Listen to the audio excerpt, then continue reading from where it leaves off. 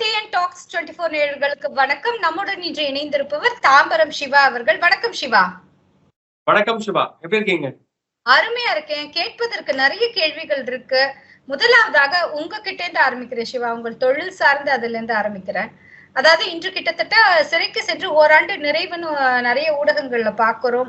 செந்தில் பாலாஜி அவர்கள் சிறை சென்று கிட்டத்தட்ட ஓராண்டு நிறைவு பெறும் அதே வேளையில் இங்கு மற்றொன்றும் காண வேண்டியதாக இருக்கிறது. அவருடைய தம்பியுமே ஓராண்டாக தலைமறைவாக இருக்கிறார். அவரை பற்றிய தகவல் எதுவுமே கொடுக்கப்படவில்லை. இதை யாருமே சொல்லல ஊடகங்கள். இதை பற்றி உங்களுடைய கருத்து என்ன? நமக்கு ரொம்ப தெளிவா தெரியுது. முன்னாள் அமைச்சர், இலாக்கா இல்லாத அமைச்சர் செந்தில் பாலாஜி அவர்கள் கைது செய்யப்பட்டு சிறையில் அடைத்து 1 வருடம் 1 நாள் ஆகிறது. இன்னையோட நம்ம பேசிட்டு இருக்கக்கூடிய இந்த தருணத்துல 1 வருடம் 1 நாள் ஆகிறது. இவருடைய பல்வேறு மனுக்கள் பல்வேறு நீதிமன்றங்கள்ல தொடர்ந்து தள்ளுபடி செய்யப்படுகிறதையும் பாக்குறோம். வழக்குல இருந்து தன்னை விடுவிக்கணும்னு அவர் தொடர்ந்து முயற்சி எடுக்கிறார். எல்லா மனுக்களுமே தள்ளுபடி செய்யப்பட்டிருக்கிறது. முன்னாள் அமைச்சர் செந்தில் பாலாஜியினுடைய ஜாமீன் மனு கூட உச்ச நீதிமன்றத்துல நிலுவையில இருக்கு.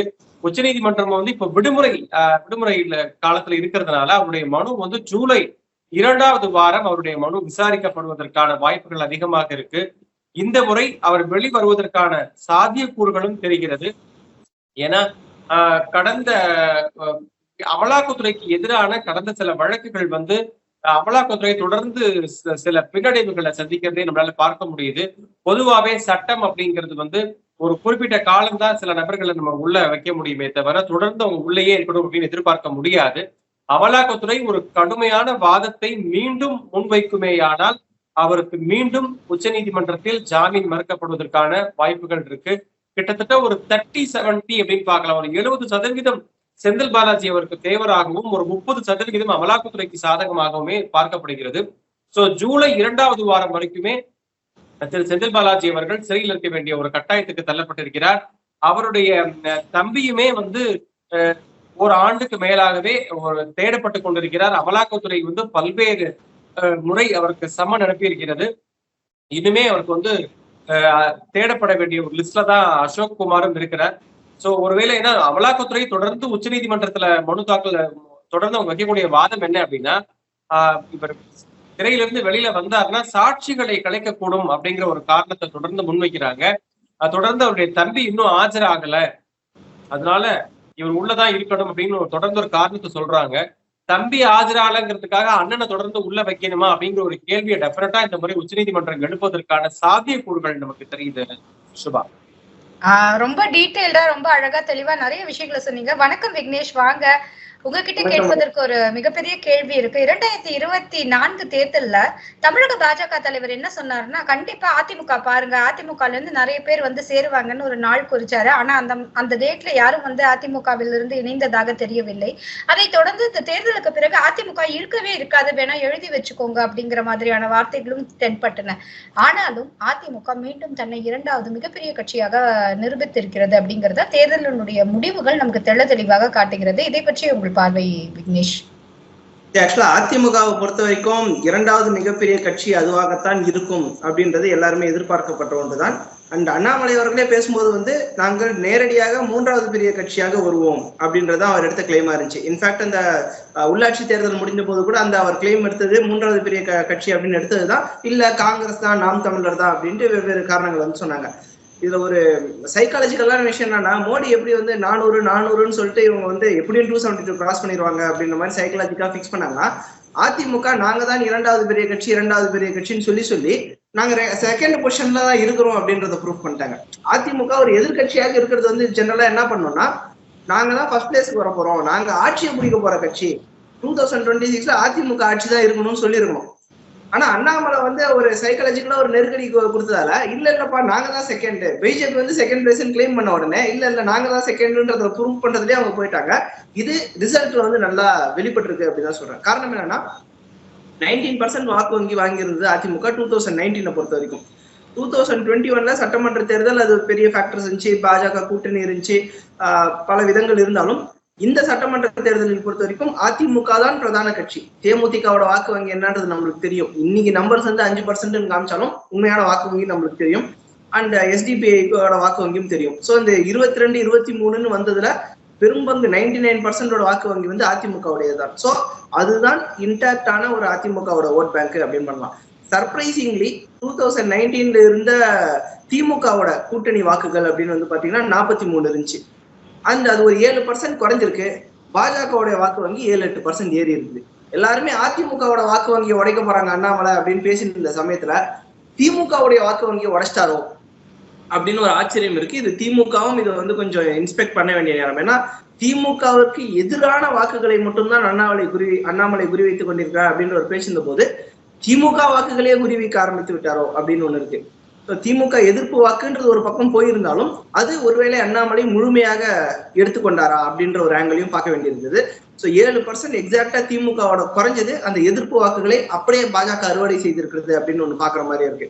ஸோ இந்த கட்சி கலைஞ்சிரும், அப்படி ஒரு கட்சியே இருக்காது அப்படி சொல்றதெல்லாம் கொஞ்சம் தொண்டர்களை உற்சாகப்படுத்துற ஒரு இதுதான். அவருடைய தொண்டர்கள் அவருடைய ரசிகர்கள் வந்து ஃபயர் விடணும் அப்படின்றதுக்காக சொல்லப்பட்ட கருத்துக்களாக தான் நம்மளால பார்க்க முடியுது. தவிர பொலிட்டிக்கலி அதெல்லாம் கண்டிப்பா நிச்சயமாக ரிலவெண்ட் இருக்காது. எந்த ஒரு கட்சியும் நாளைக்கு அழிஞ்சிரும்னு சொன்னா நாளைக்கே வந்து அழிஞ்சிடாது.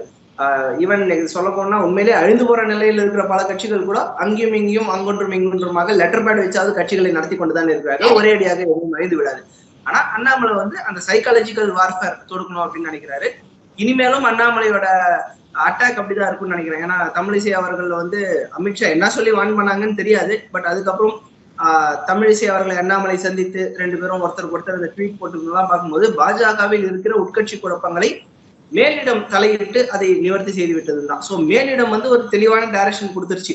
அது மேபி அண்ணாமலை உனக்கு தான் ஃபுல் ஹேண்ட் நீ அட்டாக் பண்ணணும்னு சொல்லியிருக்கலாம், இல்ல நாங்க கூட்டணிக்கு தான் போக போறோம், நீங்க 2 பேரும் ஒத்துமையா இருங்கன்னு சொல்லியிருக்கலாம், என்ன வேணாலும் சொல்லியிருக்கலாம். ஆனா மேலிடம் தலையிட்டு ஒரு டைரக்ஷன் கொடுத்துருச்சுன்னு மட்டும் நம்மளால புரிஞ்சு கொள்ள முடியாது. இனிமேல் இதே மாதிரி விதவிதமான ஒரு ஸ்ட்ராட்டஜிஸ் அண்ணாமலை நிச்சயமாக கையில் எடுப்பாருன்னு தான் நான் நினைக்கிறேன். சோ இங்க வந்து விஜய் வெற்றி கழகம் அந்த கழகம் ஆரம்பித்த போதே இவங்க யாருடன் கூட்டணி வைப்பாங்க அப்படிங்கிற ஒரு மிகப்பெரிய கேள்வி இருந்த நேரத்துல கூட்டணி யாரோட வைக்க போறீங்கன்னு தேசிய நாம் தமிழர் கட்சியின் சீமான் அவர்களிடம் கேட்டபோது நான் வந்து கண்டிப்பா மக்கள் என்ன விரும்புறாங்களோ அதுதான் அப்படிங்கிற மாதிரியான ஒரு பதில சொல்லி இருக்கிறத நம்ம பார்க்க முடிகிறது. அப்ப ஒண்ணு ரெண்டா சிவா நம்ம அதாவது இப்போ 1008 யூகங்கள் வந்து நிறைய உலாவிட்டு இருக்கு நம்மளால பார்க்க முடியுது. இது சீமான் மட்டும் ஆசைப்படக்கூடாது, தாவேகா தலைவர் நடிகர் விஜய் அவர்களும் ஆசைப்படணும். 2 பேரும் சேர்ந்தாதான் அந்த கூட்டணியை அவங்க அமைக்க முடியும். இந்த கூட்டணி ஒரு ஆட்சியை பிடிச்சிருமா அப்படின்லாம் நம்மளால பேசிக்கவே முடியாது. சீமான் அவர்கள் வந்து வளர்ந்துட்டு இருக்கிறாரு, முன்னேறிட்டு இருக்கிறாருங்கிறதுல மாற்று கருத்தே கிடையாது. தனித்து நின்று தொடர்ந்து தனித்து களம் கண்டு தொடர்ந்து மக்கள் ஆதரவை பல்வேறு போராட்டங்களை பல்வேறு பிரச்சனைகளையும் சந்தித்து இன்னல்களை சந்தித்து மக்களுடைய ஆதரவை தொடர்ந்து பெற்றுட்டு இருக்கிறாருங்கிறதுல மாற்று கருத்து கிடையாது. ஆனா ஒரு ஆட்சியை பிடிக்கிறதுக்கு குறைஞ்சபட்சம் ஒரு 26ல இருந்து ஒரு 28% மக்களுடைய வாக்கு வங்கி கையில வச்சிருந்தா மட்டும்தான் ஒரு எதிர்கட்சி தனித்து வச்சிருந்தாங்கன்னா ஆட்சியை பிடிக்கிறதுக்கான வாய்ப்புகள் இருக்கு. ஆனா வெறும் 8% வச்சுட்டு விஜய் கொண்டு வந்து மிச்சம் ஒரு 17% கொடுத்துருவாரா அப்படின்னா நீங்க ஏதோ காமெடி பண்றதுக்கு எதுவும் ப்ரிப்பேர்டா கொஸ்டின் கேட்கற மாதிரி நான் ஃபீல் பண்றேன். விஜய்க்கு எடுத்த உடனே 17% வாக்கு வங்கி கிடைக்குமா அப்படின்னா ஆசைப்படலாம், தப்பே கிடையாது. விஜய் ரசிகர்கள் ஆசைப்படலாம், தொண்டர்கள் ஆசைப்படலாம், தாவேகா தொண்டர்கள் ஆசைப்படலாம். பட் மக்கள் ஆசைப்படணும். மக்கள் மனதை அவங்க வெல்லக்கூடிய அளவுக்கான திட்டங்களை கொண்டு வரணும். மக்கள் மத்தியில ஒரு மிகப்பெரிய புரட்சி ஏற்படுத்தணும். அதெல்லாம் நடக்குமா அப்படின்னா நடந்தா நல்லா இருக்கும் அப்படின்னு விஜய் ரசிகர்கள் ஆசைப்படலாம். பட் 28% வாக்குகளை கொண்டு வருவாங்களா அப்படிங்கிறது ஒரு பெரிய கேள்விக்குறிதான். ஓகே விக்னேஷ், உங்களுக்கான கேள்வி. சமீபத்தில் விக்கிரவாண்டி இடைத்தேர்தல் நடக்க இருக்கு. இங்க இடைத்தேர்தலுக்கான வேட்பாளர் அறிவிப்பதற்கு முன்பாகவே சில பல மாற்றங்களை அதிரடியாக செய்தது திமுக. எப்போதுமே அந்த மாதிரியான மாற்றங்களை செய்ய யோசிக்கும் திமுக டக்குன்னு ஒரு மாற்றத்தை, மிகப்பெரிய மாற்றத்தை ஒன்று செஞ்சாங்க. தொடர்ந்து வேட்பாளரையும் அறிவித்து விட்டாங்க. என்டிஏ கூட்டணியில் இருக்கும் பாமகவிற்கு அந்த தொகுதியை விட்டுக் கொடுப்பதாக பாஜக தன்னுடைய அறிவிக்கையை வெளியிட்டிருக்கிறது. இந்த நேரத்தில் தர்மபுரியில் திருமதி சௌமியா அன்புமணி அவர்களை எதிர்த்து போட்டியிட்ட நாம் தமிழர் கட்சியின் வேட்பாளரான அபிநயா பொன்னிவளவனையே விக்கிரவாண்டியிலும் களமிறக்கிறார் சீமான் அப்படிங்கிற தகவல்களும் வந்து கொண்டிருக்கின்றன. இது எந்த மாதிரியான ஒரு தாக்கத்தை ஏற்படுத்தும்? பாஜக வந்து தன்னுடைய தொகுதியை பாமகவுக்கு விட்டு கொடுத்தது அஇஅதிமுகவுக்கு வைக்கப்படும் செக்கா? நீங்க திமுக அதிரடி நடவடிக்கைகள் எடுத்ததா சொன்னது வந்து அநேகமா அந்த செஞ்சி மஸ்தான் அவர்களை நீக்கினது வந்து சொன்னீங்க அப்படின்னு அசியம் பண்ணிக்கிறேன். இந்த மாதிரி ஒரு சான்ஸ்ல தான் ஈஸியா அந்த மாதிரி நடவடிக்கை எடுக்க முடியும். சிறுபான்மையினரின் பாதுகாவலர் அப்படின்னு காண்பித்துக் கொள்கிற திமுக ஒரு சிறுபான்மையினரை நீக்கிவிட்டாலும் எனக்கு எந்த விதமான ஆபத்தும் இல்லை அப்படின்னு ப்ரூஃப் பண்ணக்கூடிய ஒரு வாய்ப்பு இடைத்தேர்தல் தான் நடக்கும். காரணம் என்னன்னா, என்ன பண்ணாலும் இடைத்தேர்தலில் ஆளும் கட்சி ஜெயிக்க போறது அப்படின்றது பிக்ஸ்டு. இது வந்து ரிசல்ட் தெரிஞ்சுட்டு தான் இந்த எலெக்ஷனே நடக்க போகுதுன்னு வச்சுக்கோங்க. சோ இந்த மாதிரி ஒரு இடத்துல நான் சிறுபான்மையினர் ஒருத்தர் நீக்கிறேன், ஆனா அதுக்கான தாக்கம் என்கிட்ட மக்கள் கிட்ட இல்ல, அப்பயும் பாருங்க நான் 50% மேல ஓட்டு வாங்கி நான் ஜெயிச்சிருக்கேன் அப்படின்னு காமிச்சிக்கிறதுக்கு திமுக ஒரு வாய்ப்பு. அதனாலதான் இந்த இடைப்பட்ட கேப்ல ஒரு டக்குன்னு ஒண்ணு எடுத்தா அது சூட்டோட சூடா அடங்கி போயிடும். இப்ப பாருங்க பல பேருக்கு மறந்தே போயிடுச்சு அந்த செஞ்சு மஸ்தான் மேட்ரு. சோ இது அது கையில எடுத்திருக்காங்க. பாமகவுக்கு இவங்க சீட்டு கொடுத்தது, என்டிஏ சார்பாக சீட்டு கொடுத்தது ஒரு எதிர்பார்க்கப்பட்ட ஒரு விஷயம் தான். காரணம் என்னன்னா, பாஜக நேரடியாக நின்றால் அண்ட் எப்படியும் நான் சொன்ன மாதிரி திமுக தான் வெல்ல போகிறது. அது பாஜகவும் கிடையாது, அதிமுகவும் கிடையாது, யாரும் கிடையாது. திமுக எப்படியும் வெல்ல போகிறதுன்ற தேர்தல்ல பாஜக தன்னுடைய வாக்கு வங்கி அப்படியே இருக்குதுன்றதுதான் காமிச்சிக்கணும். அதாவது நாங்க 11% வாக்கு வாங்கியிருக்கோம், இவங்க 18%, மொத்தமா சேர்த்து 18% வாங்கியிருக்கிறாங்க. அதுல பாமகவுடைய வாக்கு கணிசமாக வந்தது அப்படின்னு தான் பாஜக மேல வைக்கப்படுற ஒரு குற்றச்சாட்டம். நீங்களாம் 11% கிடையாதுப்பா, கிருஷ்ணகிரியில உங்களுக்கு பாமக ஓட்டு வந்திருக்கும், தருமபுரியில சௌமியா அன்புமணி வாங்கி கொடுத்துருக்காங்க. இந்த மாதிரி இதுல அதிமுக வச்ச செக் கிடையாது, பாமக வச்ச செக்குன்னு தான் சொல்லணும். இதுல பாமக அதோட வாக்கு வங்கி குறைந்து விடும்.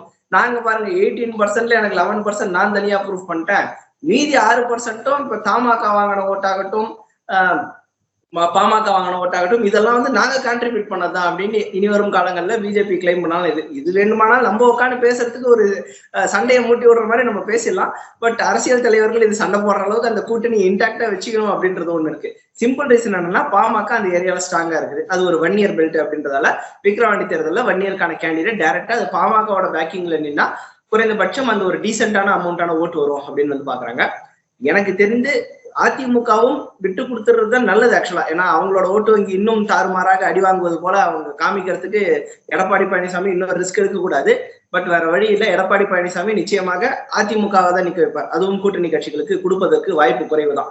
அதற்கு காரணம் என்னன்னா, ஆளும் கட்சி எப்படியும் ஜெயிக்க போது முடிவாயிட்டு நடக்கிற இடைத்தேர்தல்ல நான் டஃப் கொடுத்தேன் அப்படின்றது காமிச்சுக்கிறது. அதாவது திமுகவுக்கு மாற்று அதிமுக தான், நாங்க தான் பாரு 2வது இடம், எங்களுக்கு தான் வரணும்ன்றதுக்காக அவர் தான் இறங்குவாரு. சீமான் அவர்கள் அதே தருமபுரி வேட்பாளரை கொண்டு வந்து நிறுத்தினதுக்கு காரணமும் அதேதான். 1 இயர் பெல்ட், 1 இயர் கேண்டிடேட் நிச்சயமாக வேண்டும். நான் பெண்களுக்கு முன்னுரிமை கொடுத்து விட்டேன், ஜாதி மதம் பார்க்காமல் பண்றேன், தமிழினத்தின் அடிப்படையில் பண்றேன், என்னதான் சொன்னாலும் உங்களுக்கு விக்கிரவாண்டியில் நிறுத்துவதற்கு 1 இயர் கம்யூனிட்டில இருந்து தான் ஒரு ஆள் வேணும் அப்படின்றது தமிழகத்தில் மறுக்க முடியாத உண்மை. சோ அல்டிமேட்டா 4 பேரும் ஒரே கேஸ்ட்ல இருந்து தான் கம்யூனிட்டில இருந்து எடுக்க போறாங்க. இது அவர்களுடைய பலம். அண்ட் திமுகவுக்கு ஒரு கௌரவ பிரச்சனையாக நாங்க இத்தனை லட்சம் ஓட்டுல இத்தனை ஆயிரம் ஓட்டுல ஜெயிச்சோம் அப்படின்னு காமிக்கிறதுக்கான இதுதான். சோ திருமங்கலம் எலெக்ஷனுக்கு அப்புறம் நம்ம பார்க்கணும். இன்ஃபேக்ட் பெண்ணகரம் தொகுதியில டெபாசிட்டே வாங்காத அதிமுக அடுத்து நடந்த சில மாதங்களிலேயே 2011 ஆட்சியை பிடித்தது. சோ இடைத்தேர்தல் எப்போதும் அரசியலுக்கான உண்மையான கள நிலவரத்தை என்னைக்குமே பிரதிபலிக்கிறது இல்லை. அட்லீஸ்ட் ஃப்ரம் 2010 அது பிரதிபலிக்கிறது இல்லைன்னு சொல்லலாம். ஆர்கே நகர் மட்டும் ஒரு எக்ஸப்ஷனா நம்ம சொல்லிக்கலாம். பட் அதை தவிர இடைத்தேர்தல் பெரிய அளவுல இல்லை. இன்ஃபேக்ட் எடப்பாடி அவர்கள் மீது பெரிய பெரிய எதிர்ப்பாளிகள் இருந்த போதும் இதே விக்கிரவாண்டியிலையும் நாங்குநேரியிலையும் ஒரு இடைத்தேர்தல் நடந்தது 2019. அந்த 22 தொகுதியோட நடந்தது சொல்லல, தனியாக இந்த 2 தொகுதிக்கு மட்டும் நடந்தது.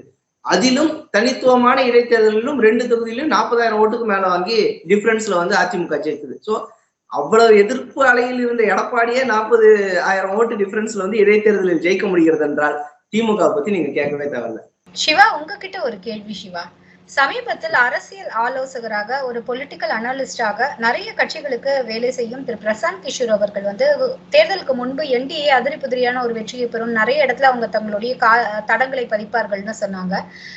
அவர்கிட்ட தேர்தல் முடிந்த பிறகு ஒரு இடம் கேட்கும் போது அவர் சொல்றாங்க காங்கிரசினுடைய வாக்கு வங்கி உயர்ந்திருக்கு அப்படின்னு. அதுக்கு அவர் ஒரு கணக்கு சொன்னாரு, 20, 1 இவ்வளவு பேரு மைனாரிட்டி அந்த மாதிரி. அது என்ன கணக்கு சிவா, கொஞ்சம் தெளிவா சொல்ல முடியுமா? காங்கிரஸை பொறுத்த மட்டும் ஏற்கனவே இந்திய அளவுல அவங்க தமிழ்நாட்டுல எப்படி திமுக சிறுபான்மைன்னு தொடர்ந்து பேசிட்டு இருக்கிறாங்களோ, காங்கிரஸும் அதே ஒரு ஸ்டாண்டை தான் அகில இந்திய அளவுல எடுக்கிறாங்களே தவிர, நம்ம எல்லாருக்குமே தெளிவா தெரியும் சிறுபான்மையினர் காங்கிரஸ் பக்கம் பலமா நிக்கிறாங்கன்னு நமக்கு தெரியும். ஆனா காங்கிரஸ் பக்கம் தான் நிக்கிறாங்கிறத நம்ம உறுதியா சொல்ல முடியாது. ஏன்னா பாரதிய ஜனதா கட்சியும் இன்னைக்கு பல்வேறு மாநிலங்கள்ல ஆட்சி நடத்திட்டு இருக்கிறாங்க அப்படின்னா, எல்லா மாநிலங்கள்லயுமே அங்க இருக்கக்கூடிய சிறுபான்மையினர் கூடிய ஒரு குறிப்பிட்ட சதவிகிதம் பாரதிய ஜனதா கட்சியும் ஆதரிக்கிறாங்க அப்படிங்கிறது தான் உண்மை. நேத்தி வரைக்கும் நான் 20 மார்க்கு, இன்னைக்கு டெஸ்ட்ல நான் 21 வாங்கியிருக்கேங்கிற கதையை தான் காங்கிரஸ் வந்து கடந்த முறை 20%, இப்ப 21%, 1% கூட வாங்கியிருக்கிறாங்க. அவ்வளவுதானே தவிர நம்ம வந்து வெற்றி வித்தியாசத்தை நம்ம ரொம்ப தெளிவா புரிஞ்சுக்கணும். நான் போன டெஸ்ட்ல 34, இந்த டெஸ்ட்ல நான் 1 மார்க் கூட வாங்கி 35 வாங்கியிருக்கேனே தவிர, சிவா பாஸ் பண்ணிட்டான்னு நம்ம சொல்லி தமாரா அடிச்சுக்கலாமே தவிர, போனதுல 1லதான்டா ஃபெயிலா போயிட்டான். அந்த மாதிரிதான் கடந்த முறை ஒரு 53 சீட்டுகள் அப்படின்னா இந்த முறை ஒரு 97 சீட்டுகள் வந்திருக்கு அப்படின்னா, பல்வேறு தொகுதிகள்ல அவங்க வெற்றி பெற்ற வாக்கு வித்தியாசம் அப்படிங்கிறது ரொம்ப சொற்பமான வாக்கு வித்தியாசத்துலதான் வந்து காங்கிரஸ் கட்சி வெற்றி பெற்றிருக்கிறாங்களே தவிர, அதிரி புதிரியான வெற்றி அப்படின்னு சொல்லிக்கக்கூடிய அளவுக்கு காங்கிரஸினுடைய வெற்றியை நம்ம பார்க்க முடியாது. ஆனா காங்கிரஸ் 1% வளர்ந்திருக்கு அப்படிங்கிறத ஏத்துக்கணும். இத பாரதிய ஜனதா கட்சியும் புரிஞ்சுக்கணும். காங்கிரஸ் 1% வளர்ந்திருக்கு அப்படின்னா பாரதிய ஜனதா கட்சி 1% தேய்ந்திருக்கிறதுங்கிறத பாரதிய ஜனதா கட்சி உணர்ந்தால் மட்டும்தான் அவங்க மேலும் அடி வாங்குறதுல இருந்து தப்பிக்க முடியும்னு நான் நினைக்கிறேன். அது மட்டும் இல்லாம ஒரு வலுவான ஜனநாயக நாட்டுல ஒரு வலுவான எதிர்கட்சி அப்படிங்கிறது இருந்தது அப்படின்னு சொன்னா அது நாட்டுக்கும் நல்லது, ஆளும் கட்சிக்கும் நல்லது, ஆளுகிறவர்களுக்கும் மிக மிக நல்லதுன்னு நினைக்கிறேன். சுபா, விக்னேஷ், உங்களுக்கு ஒரு கேள்வி. அதாவது இந்த இடத்துல என்ன மாதிரியான ஒரு வார்த்தைகள் சொல்றாரு இந்த தேர்தலுக்கு பிறகு அப்படின்னு பாத்தீங்கன்னா, இங்க அதிமுகவிலிருந்து பிரிந்து சென்றவர்கள் எல்லாம் ஒரு குழுவா அப்படிங்கிற ஒரு வார்த்தையை வந்து திரு இபிஎஸ் அவர்கள் வந்து பயன்படுத்துறாரு. சோ அப்ப அவர் உண்மையாகவே உறுதியாகவே ஸ்ட்ரிக்டா அந்த 3 பேருக்கு நோ சொல்லிட்டாரா? ஆப்வியஸ்லி இதுல வந்து எந்த விதமான சந்தேகமும் கிடையாது. நம்ம முன்னாடியே பேசினதுதான். ஒருவேளை ஓபிஎஸ் அவர்கள் ஒரு 4 லட்சம் வாக்கு வித்தியாசத்துல ஜெயிச்சு 40 தொகுதியிலும் எடப்பாடி அவர்கள் வந்து டெபாசிட்டை இழந்திருந்தாலும் எடப்பாடி வசம்தான் அதிமுக இருந்திருக்கும். இதுதான் நிதர்சனம். காரணம் என்னன்னா, அது பொதுக்குழுவுல அத்தனை பேரும் கூடி எல்லாம் தேர்ந்தெடுத்து முடிச்சாச்சு. கோர்ட்டும் அது தீர்ப்பு சொல்லியாச்சு. ஒரே ஒரு பாராளுமன்ற தேர்தலில் வெற்றி தோல்வி எவ்வளவு கேவலமான தோல்வியாக இருந்தாலும் அந்த ஒரு தோல்வின்றது வந்து மாத்திராது அப்படின்னு அர்த்தம். அண்ட் இப்ப வந்து தொண்டர்களும் யார் பக்கம் இருக்கிறாங்கன்னு காமிச்சிட்டாங்க. 19% இருந்த அதிமுக ஓபிஎஸ் அவர்கள் இருந்த போது 19% இருந்த வாக்கு வங்கி ஓபிஎஸ் விலகிய பிறகு 22% ஆயிடுச்சு. சோ இதுக்கு முன்னாடி வந்து கட்சி நிர்வாகிகள், நம்ம சிவசேனாவை பொறுத்த வரைக்கும் பார்த்தோம், கட்சி நிர்வாகிகள் எல்லாம் ஒரு பக்கம் வந்துட்டாங்க. ஆனா தொண்டர்கள் வேற ஒரு பக்கம் ஓட்டு போட்டதால மகாராஷ்டிரால தோத்துருந்தாங்க. அதிமுகவை பொறுத்த வரைக்கும் தொண்டர்களும் எஸ்டாப்ளிஷ் பண்ணிட்டாங்க. ஆமா, எடப்பாடி பழனிசாமி தான், அங்க அவங்களுக்கு தான் நான் ஓட்டு போடுறோம். தென் மாவட்டங்கள்ல வாக்கு வங்கியை வந்து இழந்திருக்கிறாங்க. ஆனா ஓவரால் பிக்சர் தான் பார்க்க முடியும். தென் மாவட்டத்தில் ஏற்படும் இழப்புக்காக மட்டும் அரசியல் செய்ய முடியாது ஒரு தலைவரால். சோ ஓவராலா அங்க லாஸ் இருந்தாலும் அது காம்பன்சேட் பண்றதுக்கான வேற ஒரு மெஷர்ஸ்ல தான் அவங்க இறங்குவாங்களே தவிர இதனால ஓபிஎஸ் சேர்த்துணும்னு நினைக்க மாட்டாங்க. என்னுடைய புரிதல் படி ஓபிஎஸ் கூட போனா போதுன்னு எடப்பாடி சேர்த்துருவாரு. ஆனா சசிகலாவையும் தினகரனுக்கும் ஒரு ஸ்ட்ரிக்டான நோ இருக்கும் அப்படின்றதுதான் நம்மளோடது. ஏன்னா ஓபிஎஸ் பொறுத்த வரைக்கும் ஜென்ரலா அவருக்கு இருக்கிற ஒரு ஆதரவு வட்டம் என்ன அப்படின்னு வந்து பாத்தீங்கன்னா, தட் இஸ் பிகாஸ் ஜெயலலிதா அவர்கள் கை காமிச்சவங்க விஸ்வாசி, அதிமுகவின் நலம் விரும்பி விஸ்வாசி அப்படின்ற ஃபேக்டர்ஸ் தான் அவருக்கு சாதகமா இருக்கே தவிர, அவர் வந்தாலும் ஒருவேளை நான் எடப்பாடி பழனிசாமிக்கு விசுவாசமாக இருப்பேன் அப்படின்ற ஃபேக்டரோட அவங்க வந்தாங்கன்னா எடப்பாடி ஏத்துக்கிறதுக்கு ஒரு வாய்ப்பு இருக்கு. ஆனால் சசிகலாவோ டிடிவி தினகரனோ யாரை அனுமதித்தாலும் அது முழுக்க முழுக்க அவர்களுடைய கட்டுப்பாட்டுக்குள் அதிமுக சென்றுவிடும் அப்படின்ற ஒரு பயம் நிச்சயமாக எடப்பாடிக்கு இருக்கும். இவ்வளவு கஷ்டப்பட்டு எல்லாம் பண்ணி நம்ம பிடிச்சது ஜஸ்ட் லைக் தட் விட்டு கொடுத்துடணும் அப்படின்னு நினைக்க மாட்டாரு. பவர் ஹங்கிரியா இருந்து 2026 நிச்சயமா நான் வந்து ஃபுல் அண்ட் ஃபுல் பவர் வாங்கணும் அப்படின்னு நினைச்சாலும் நிச்சயமாக இந்த 3 பேருக்கு நோ சொல்லிட்டு தான் இவர் வந்து மற்ற கூட்டணி கட்சிகளோடு பேசுவதற்கான வாய்ப்பு இருக்கு. ஒருவேளை பாஜக வந்து நான் இல்லாம உங்களால ஆட்சியை பிடிக்க முடியாது, நாங்க கூட்டணிக்கு வரணும்னா அந்த 3 பேரும் வரணும்னு அவ்வளவு பெரிய டிமாண்ட் வைத்தாலும் அந்த 3 பேரை விட்டுருங்க, உங்களுக்கு வேணும்னா எக்ஸ்ட்ரா 10 சீட்டு தரேன்னு கூட அவர் வருவாரே தவிர சசிகலா தினகரனை கூப்பிட மாட்டாரு அப்படின்றத என்னோட இருக்கு. அந்த தென் மாநிலத்துல எப்படி ஜான் பாண்டியனை வைத்து டிடிவி தினகரனை வைத்து வாக்குகளை பாஜக கூட்டணியாக அள்ளியதோ, ஜான் பாண்டியனை தாமரை சின்னத்திலே நிக்க வச்சாங்க, டிடிவியோட வாக்கு அப்படின்றது வந்து என்டிஏவோட ஆட் ஆச்சு. இந்த மாதிரி எப்படி பாஜக சாதுரியமாக காய் நகர்த்திதோ அதே மாதிரி புதிய தமிழகம் கிருஷ்ணசாமியை வைத்து வேறு சில தலைவர்களை வைத்து அதை சரி கட்டதான் அதிமுக நினைக்குமே தவிர இவர்களை சேர்த்துதான் அதிமுக வந்து கரையேறணும் அப்படின்னு நிச்சயமாக எனக்கு தெரிஞ்ச வரைக்கும் கணக்கு போட மாட்டாரு எடப்பாடி. சிவா, உங்ககிட்ட ஒரு கேள்வி. சிவா, அதாவது சந்திரபாபு நாயுடு மற்றும் நிதிஷ் அவர்களின் உதவியுடன் அமைய பெற்றிருக்கும் இந்த என்டிஏ அரசு, தனி மெஜாரிட்டி இல்லாமல் அமைய பெற்றிருக்கும் இந்த அரசுக்கு வந்து என்னைக்கா இருந்தாலும் சிக்கல் தான். எப்ப வேணா அவங்க பிச்சுக்கிட்டு போவாங்க. இதோ பாருங்க போறாங்க, இதனால பாருங்க மோடியால ஒரு தைரியமா ஒரு முடிவு எடுக்க முடியல அப்படிங்கிற ஒரு கருத்து வந்த 2வது நாளிலிருந்தே, பதவியேற்ற 2வது நாளிலிருந்தே தொடங்க ஆரம்பித்து விட்டது. இதை பற்றி உங்கள் பார்வை என்ன? எப்போ பிச்சுட்டு போறாங்க? பாஜகவுக்கு மெஜாரிட்டி கிடைக்கல, நிதிஷ்குமாரையும் சந்திரபாபு நாயுடுவையும் சார்ந்துதான் பாஜக இருக்கு அப்படின்னு காங்கிரஸ் சந்தோஷப்பட்டுக்க வேண்டியதுதான். கிட்டத்தட்ட 10 வருஷமா அழுதுட்டே இருந்த காங்கிரஸ்க்கு ஒரு சிரிக்கிறதுக்கும் சந்தோஷப்படுறதுக்கும் கிடைச்ச ஒரு வாய்ப்பு தான் இது. 2 பேருமே பழுத்த அரசியல்வாதிகள், மூத்த அரசியல்வாதிகள், அனுபவம் வாய்ந்த அரசியல்வாதிகள். காங்கிரஸ்க்கு எந்த நேரமும் தாவிடுவாங்க, என்டிஏ கூட்டணியிலிருந்து இண்டி கூட்டணிக்கு போயிருவாங்க அப்படின்னு அவங்க ஆசைப்படலாம். நான் எதிர்கட்சிகள் எல்லாம் ஆசைப்படலாம், மோடியை பிடிக்காத, என்டிஏ கூட்டணியை பிடிக்காத எல்லாரும் ஆசைப்படலாம். ஆனா போவார்களா அப்படின்னா நம்ம ஒரு விஷயத்தை யோசிச்சு பார்க்கணும். பாரதிய ஜனதா கட்சியில போட்டிக்கு யாருமே கிடையாது. அங்க வந்து 2 பேர் தான், ஒண்ணு நிதிஷ்குமார், இன்னொன்னு சந்திரபாபு நாயுடு. இவங்க 2 பேர் என்ன சொன்னாலும் என்டிஏ கூட்டணியில சாத்தியமாகும். ஆனா இவங்க இண்டி கூட்டணிக்கு போயாச்சுன்னா மம்தா பானர்ஜியை சமாளிக்கணும், தமிழ்நாட்டுல திமுகவை சமாளிக்கணும், அதே மாதிரி லல்லு பிரசாத் சமாளிக்கணும். எனக்கு வந்து ஒரு எதிரி இருந்தா நான் ஹாப்பியா இருப்பேன். நான் போற இடத்துல எனக்கு 10 பேர் எதிரியா இருந்தான்னா நான் ரொம்ப கஷ்டப்படுவேன். நம்ம லாஜிக்க ரொம்ப புரிஞ்சுக்கணும், ரொம்ப ஈஸியா புரிஞ்சுக்கணும்.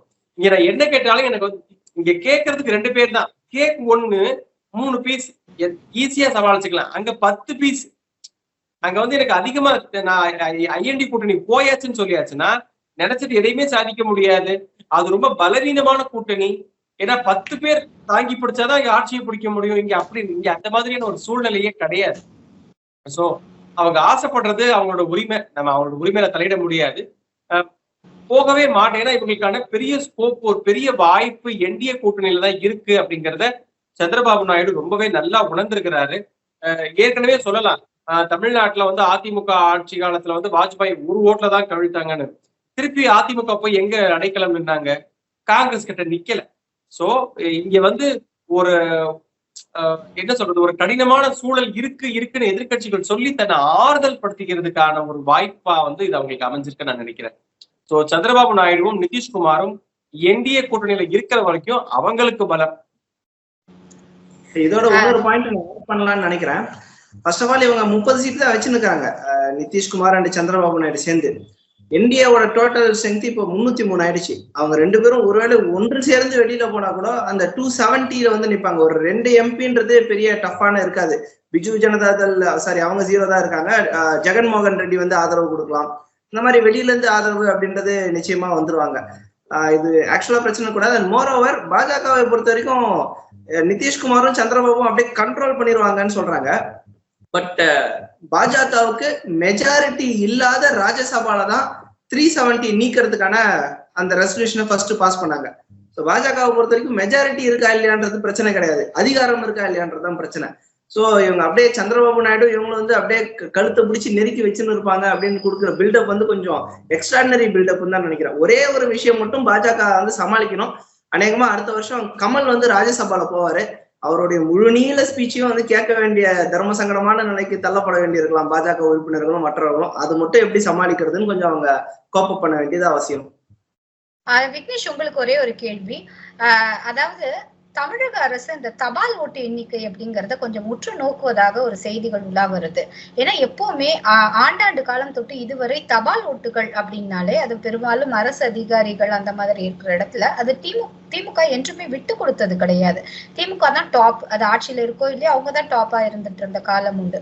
ஆனால் இப்போ பாஜக 2வது இடத்திற்கு வந்திருக்கு. இதுவரையும் வரலாற்று அந்த மாதிரி அந்த ஒரு கேட்டகரியிலே இல்லாத பாஜக 2nd பிளேஸ் வந்திருக்கு.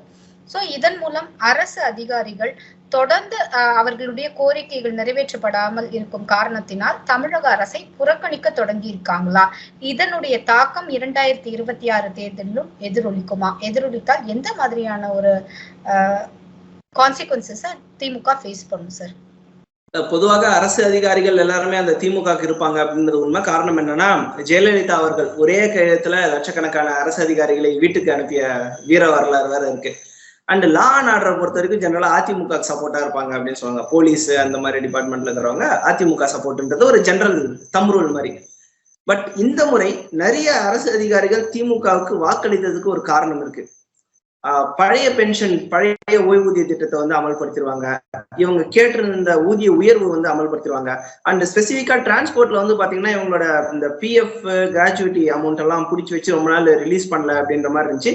இவர்கள் வந்தால் நிச்சயமாக ரிலீஸ் பண்ணிடுவாங்க அப்படின்ற மாதிரி இருந்துச்சு. இது 3 ஃபேக்டர் வந்து பல காலமாக அதிமுக அவங்களுக்கு இருந்த போதும் இது கண்டிப்பா திமுக வந்து பண்ணிடுவாங்க. ஏன்னா திமுகவை பொறுத்த வரைக்கும் அரசு அதிகாரிகளை பகைத்து கொள்ளக்கூடாது அப்படின்னு நினைப்பாங்க.